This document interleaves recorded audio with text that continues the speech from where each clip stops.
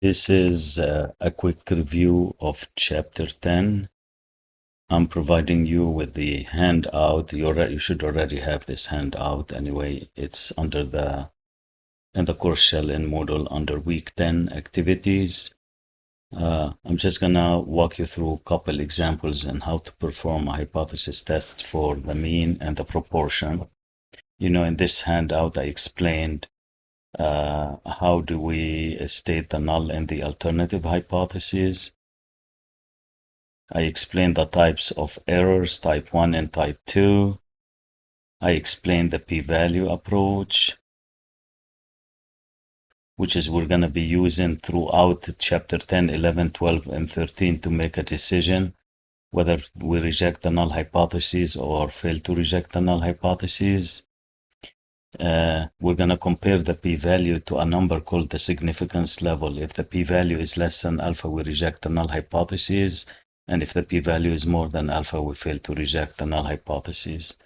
These are the steps of a hypothesis test, guys, that you have to perform in each problem.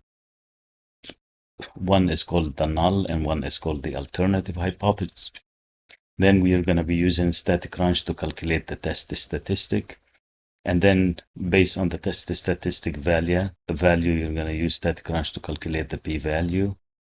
Not the TI-84, we're using only statcrunch. However, if some of you already know how to use the calculator on the next test, I would allow you to use the calculator. I don't have a problem with that. Then we're going to compare the p-value with alpha.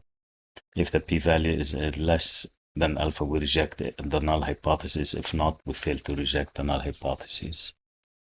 Then in this handout, I provided some examples of type 1 and type 2 errors, what they are. And then here, we're going to do this application together in this video using statcrunch. Now, this is the second section in the chapter about testing claims about the proportion. How do you know that the claim is about the proportion, not the mean, when you see a percentage right there? A drug manufacturer claims that fewer than 10% of patients who take its new drug for treating Alzheimer's disease will experience nausea. So that's the claim. We can now state the null and the alternative hypotheses. You put HO and H1 like that. You put PP, and you know the null hypothesis is a statement of equality, so it's always the equal sign. And then in the alternative, you can put less than, greater than, or not equal. Well, he says here fewer. Fewer means less than, so it's less than 10%. In order to study this claim, guys, you need two values. The sample size, which is called the number of observations, and the number of successes, how many would experience nausea. So in a random sample of 250, that's N, 23 experienced nausea. Perform a significance test at the 5% level of significance. What's the 5% good for? This is the level of significance. We're going to compare the p-value to it. If the p-value is less than 5%, we're going to reject the null hypothesis. If it is more than 5%, we're going to fail to reject the null hypothesis. So let me show you how to go to statcrunch and do it. So you're going to go to stat, proportion stat right here. It's a proportion, one sample, leave the two sample for chapter 11, with summary, number of successes, how many? 23, the smaller number. How many in the sample size? 250. And here, guys, what was the number, the percentage we're testing against? It's 0.10. And what was the sign in the alternative hypothesis? Less than. And if you like, I can show you also how to sketch the p-value. The p-value is the area right here. Oops, sorry. See p-value plot. P-value, because this is a left tail test, because it's less than, it's an area to the left of the test statistic. So if you hit compute, let me bring the screen right here. And this number is called the test statistic right here, negative 0.42. And this is the p-value. You see the p-value, it looks like it's more than 5%. It's not less. Let me show you the p-value, guys. It's a huge. See, too much shading. When you see too much shading here, it means you're going to fail to reject the null hypothesis. So this is what we needed from statcrunch. This value, this is step number 2, and that one, the p-value. So let's go back to statcrunch. Here you go, guys. I provided a screenshot of statcrunch. Test statistic is negative 0.42. The p-value is 0.3366, which is more than alpha. So we fail to reject the null hypothesis. If you guys fail to reject the null hypothesis and the claim is in the alternative, then you cannot support the claim. The only time you can support the claim if you reject HO. Since we didn't reject HO, we're going to say there is not enough evidence. So every time you fail to reject HO, you start with not enough evidence at the 5% level of significance to support the claim, and write the entire claim that fewer than 10% of patients who take the new drug to treat Alzheimer's will experience nausea. So this is how you perform a proportion Z test using statcrunch. Now I'm going to do an example where we can test the mean. Okay, I chose this question in the handout number 4. A credit card company wondered whether giving frequent flyer miles for every purchase would increase card usage. Increase means more than, which has a current mean of 2,500 per year. So they are wondering if they give frequent flyer miles to the credit card users, they will spend more money, more than $2,500 per year.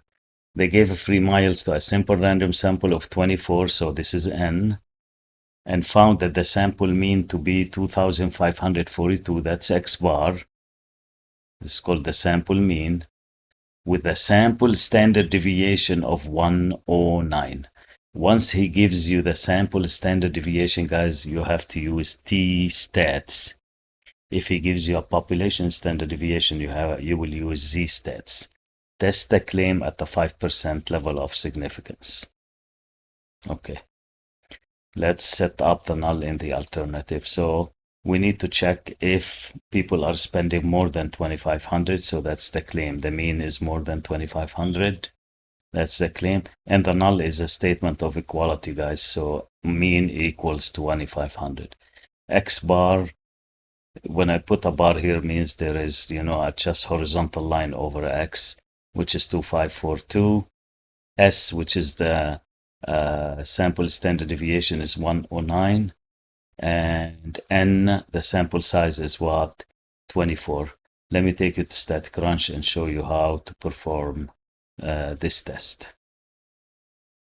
So we go to stat, t-stats. When you are testing the mean, guys, you have to choose between Z and T. It's most likely T most of the time, but when do we use Z?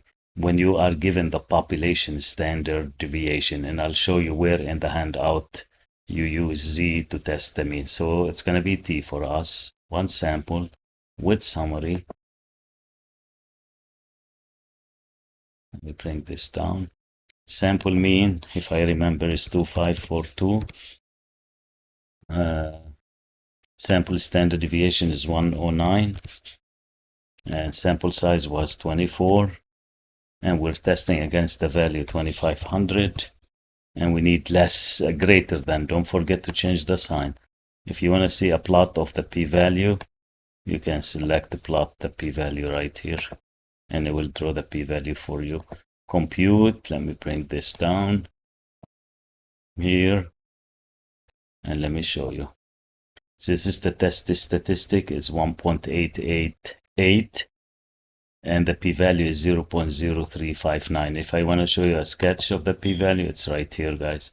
It's the area to the right of 1.88. Why the p-value is on the right this time? Because your alternative hypothesis has a greater sign, so it's called the right tail test.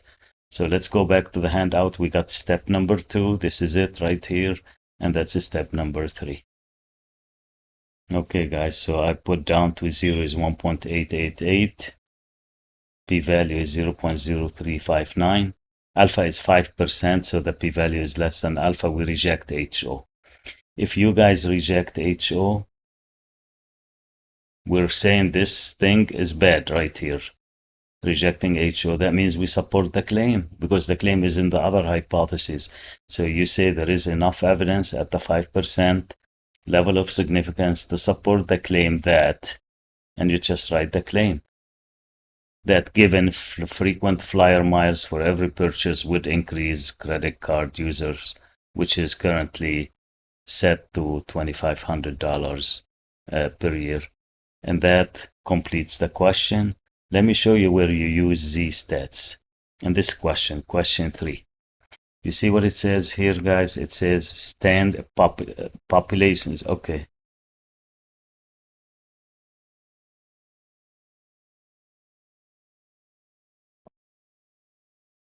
Okay. Oh, I just deleted this by mistake. It should say population standard deviation. So when I give you the population standard deviation, this is when you use Z-stats or Z-test. Always remember that. But most of the time, you will not be given the population standard deviation, so you'll only end up using T-stats. Okay?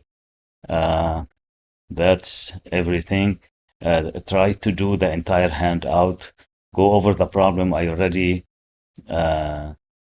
provided the solution to all the question, as you can see here, and here's some notes on how to state the conclusion in step number 5. So if you guys can do this handout and understand how to work out each of the questions there, you should be just fine in chapter 10. That's it.